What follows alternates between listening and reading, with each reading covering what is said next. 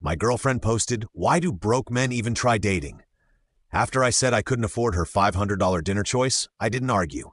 I just Venmo requested her for every date, meal, and movie I'd paid for over 8 months. $6,400 total. When her friends saw the public request original post.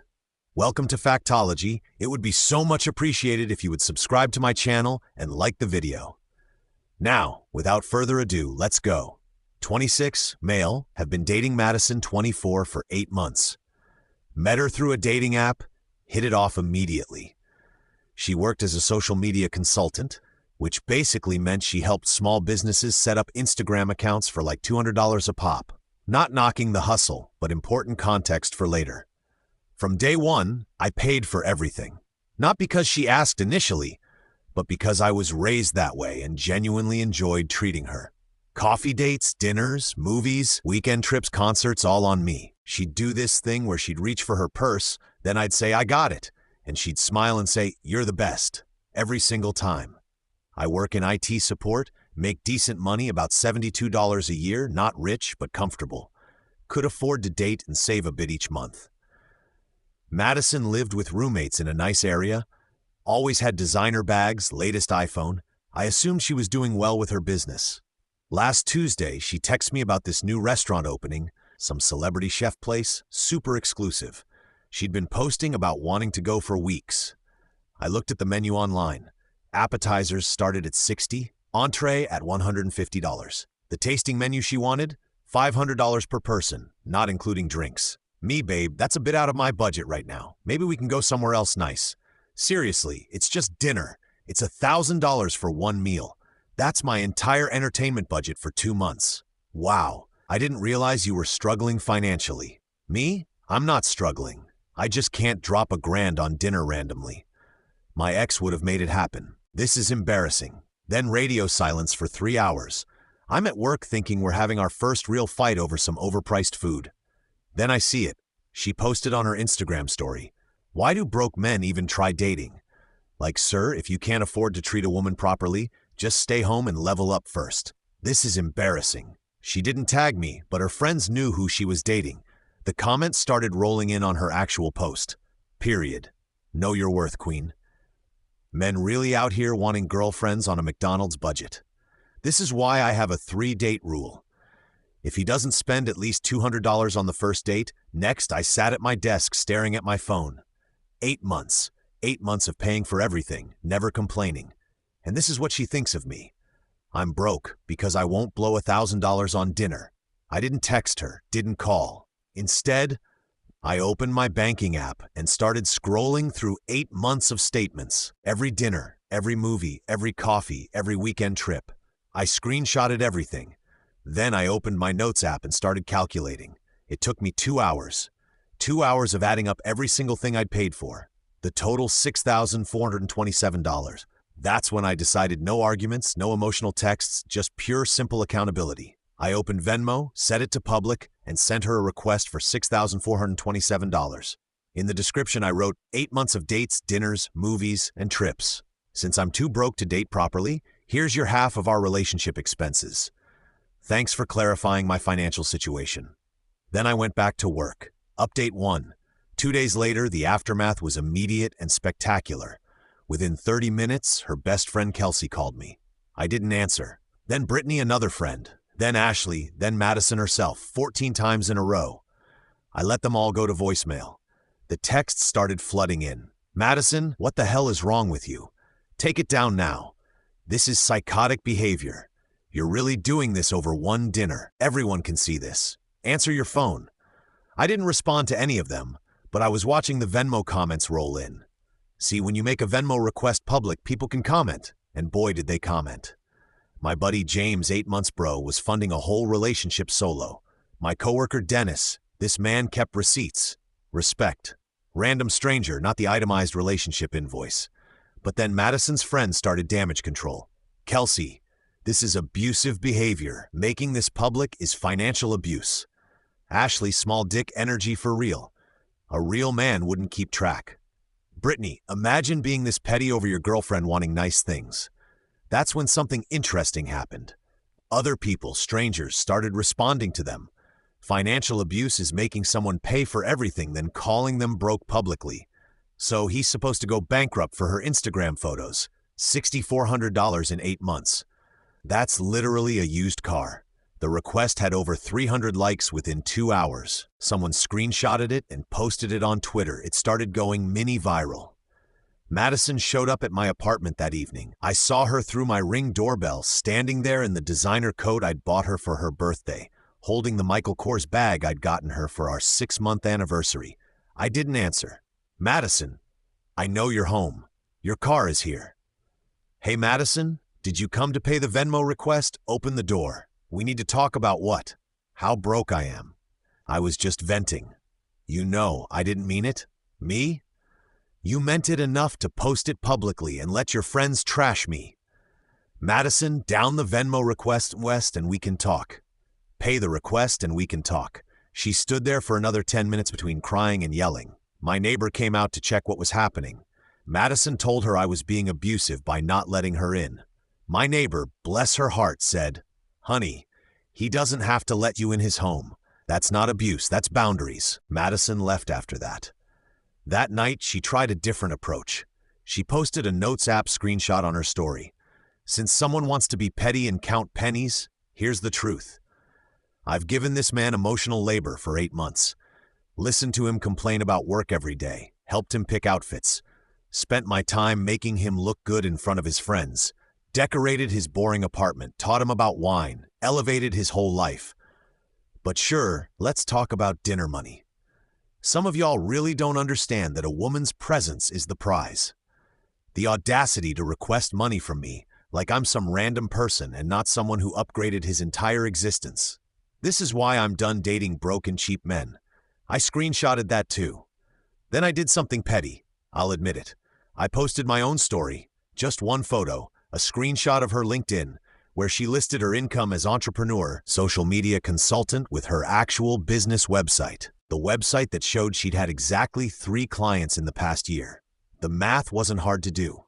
Caption: "Interesting definition of upgrading my existence from someone who made less than $3 last year, but owns 10 worth of designer goods. Math isn't mathing. Anyway, still waiting on that Venmo payment for the lifestyle I apparently couldn't afford to provide." My phone exploded. Update 2. 1 week later, the social media war escalated quickly. Madison's friends created a whole narrative about me being an abusive narcissist who financially manipulated a young woman. They started a hashtag, "Financial abuse is real."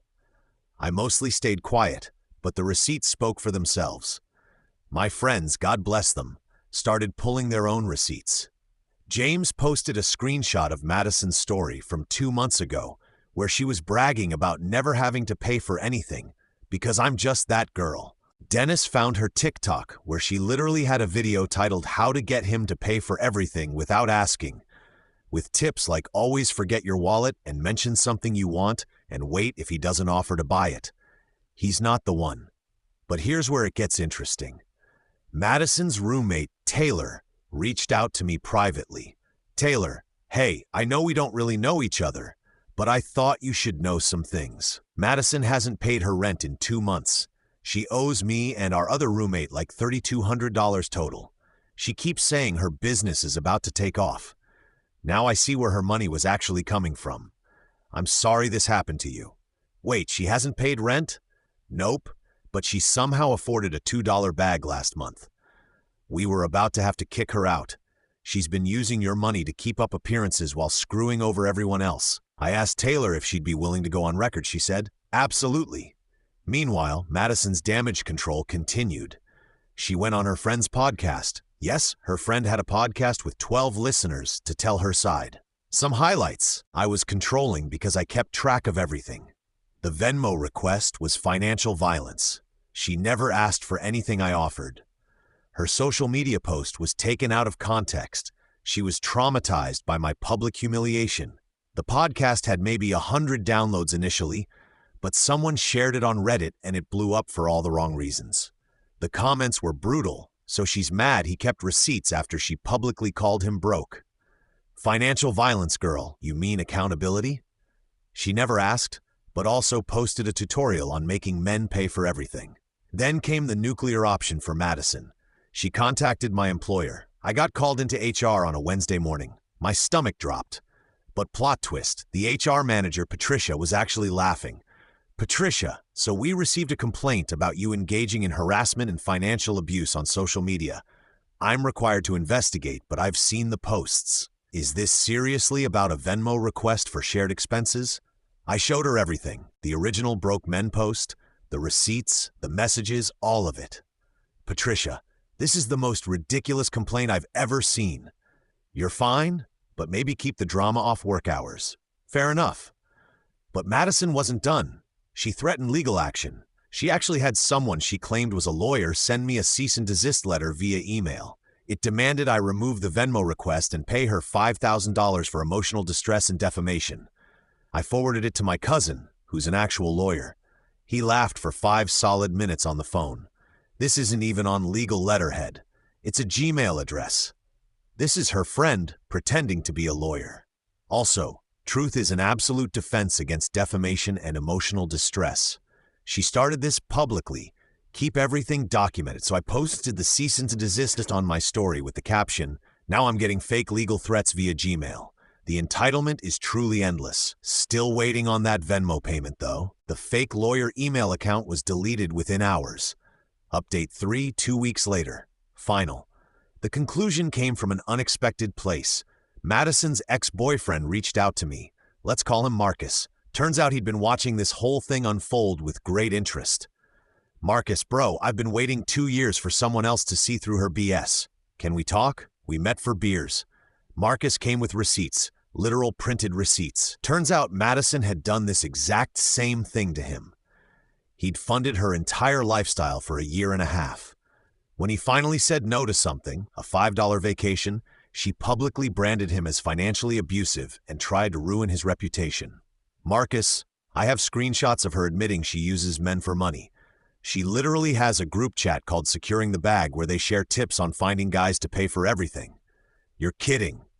Dead serious. I have screenshots. He showed me everything. Messages where Madison bragged about never paying for anything, where she called men walking ATMs, where she said, and I quote, "If he's not spending at least $500 a month on you, find a new one. Men are replaceable. Your lifestyle isn't." Marcus, I never said anything because I was embarrassed, but seeing you stand up to her, man, I wish I'd done what you did. I asked if he'd be cool with me sharing some of these screenshots. He said, absolutely. That evening, I made my final post. I shared 3 screenshots from Madison's group chat with her friends' names blurred, showing her bragging about using me for money. The worst one was from a week before she called me broke. Madison in the chat, he's starting to push back on expensive dinners. Time to find the next one. This one's only good for about $800 a month now. Her friend, girl, maintain until you find a replacement. Never leave money on the table. Madison, true. I'll keep him around another month. Then bouts. I captioned it. Turns out I wasn't broke. I was just the current ATM. Glad my financial services are no longer required. To anyone else funding someone's lifestyle while being called broke, you deserve better. The response was nuclear. Madison's friends turned on her. Taylor, her roommate, publicly commented, "This explains why you haven't paid rent in 2 months, but have new designer items. We're done." Kelsey unfollowed her and posted, "I've been defending someone who was using all of us. I paid for her drinks last week because she said she was waiting on client payments. I'm sick." The Securing the Bag group chat got leaked in full on Twitter. Turns out there were 12 women in it, all sharing tips on financially exploiting men. The backlash was swift and brutal. 3 of them were fired from their jobs when employers found their posts about using company events to find rich men. Madison tried one last desperate move. She made a tearful video calling me and Marcus incels collaborating to destroy women. She claimed the screenshots were fake, that we were bitter exes creating a harassment campaign. Nobody bought it. The timestamps, the matching profile pictures, the writing style, it was all clearly real. Her Instagram went from 8K followers to 2K in 3 days. She had to make her account private. The social media consulting business completely collapsed. Turns out potential clients don't want to hire someone who became infamous for exploiting people. Last I heard from Taylor, Madison had to move back in with her parents in her hometown. She apparently told them she was taking a break from the toxic city energy, but the truth was she couldn't afford rent anywhere and had burned every bridge in town. The Venmo request still sitting there unpaid. Now with over 2,000 likes and hundreds of comments, it became a bit of a local meme. People started commenting their own relationship expense breakdowns on it. Someone turned it into a TikTok trend. Show us your unpaid emotional invoices. As for me, I'm good. Great. Actually, that $800 a month I was spending on Madison, it's going into my savings now. Already bought myself the gaming PC I've been putting off because we should save for nice dinners. I've gotten probably 50 messages from guys sharing similar stories.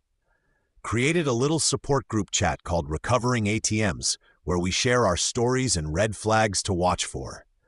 Started dating again last month. Went on a coffee date with a girl named Eliza. When the check came, she immediately said, "Let's split it." I almost cried from joy. We're going on date number 4 this weekend. She suggested a picnic in the park because expensive dinners are overrated. Anyway, Madison unblocked me last week to send one final message. I hope you're happy. You destroyed my life over money. I loved you and you humiliated me. You and Marcus are pathetic losers who can't handle a strong woman. Enjoy your boring, cheap life. I replied, I am happy actually. Enjoy your parents' basement.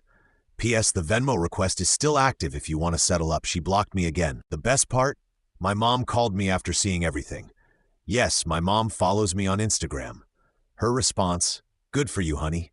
Your dad pulled the same thing on a girl before he met me. These women want traditional providing, but with none of the traditional respect. You dodged a bullet. Also, $6,400 in 8 months. You need a budget class. Thanks, Mom. To all the guys out there funding someone else's lifestyle while being called broke or cheap, start keeping receipts, not for revenge, but for clarity.